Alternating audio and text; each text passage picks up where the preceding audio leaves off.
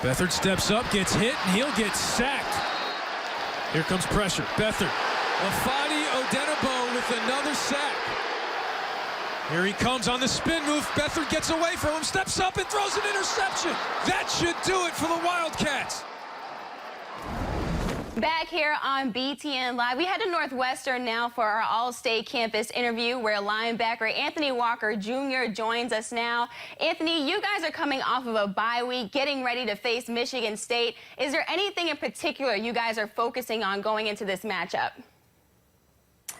Just going 1-0. That starts with being able to stop the run, and we know they're going to come out and run the ball on us, and we have to be ready for the challenge. I think defensively, that's the main goal for this week, is just stopping the run.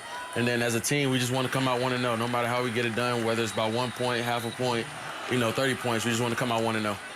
And Michigan State, they've listed all 3 QBs as co-starters. Does that change the defensive plan going into this game? Not at all. I think they all bring something different to the table, but I think for the most part, we have to be ready to go for it no matter who plays. And I think defensively, it's all about stopping the run this week, and that's no matter who's at quarterback. What are maybe some of the things from that Iowa game you guys are looking to improve on coming on Saturday? Definitely consistently getting off the field on 3rd down. We thought we played pretty average in that area. Just want to be consistent at that. Our goal is to always be over 75% each week, and I think we were at 60%. So we definitely want to be consistent at that. And just, everybody doing their job, just playing assignment football, and, everybody just, locked in on what the goal is. And that, as long as we can do that, we'll be fine. Lafani Odenigbo, 4 sacks in that game. Did you notice anything different about him in practice leading up to that game at Iowa? Oh, definitely. He just came to practice with a different swagger about him, and, just definitely locked in, from that Tuesday practice all the way to the end of the game. And he talked about, I think he did chapel that Friday at the hotel, and he talked about how not doubting yourself and, just playing fast and playing smart and playing physical. And I think he took that approach all the way into the game and was able to execute and dominate up front. And, the 4 sacks looks great. He did a great job, and, I got to credit the DBs as well. They did a great job covering. And I was there, and Coach told me that he challenged you guys going into that game, and you guys came out dominant. How do you keep that edge going into Saturday? Never get too comfortable. I think our Coach Fitz has preached that this entire week.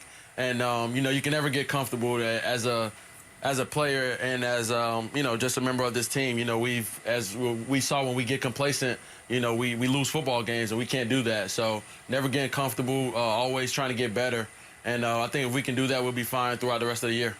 What has Coach maybe been stressing this week leading up to this game?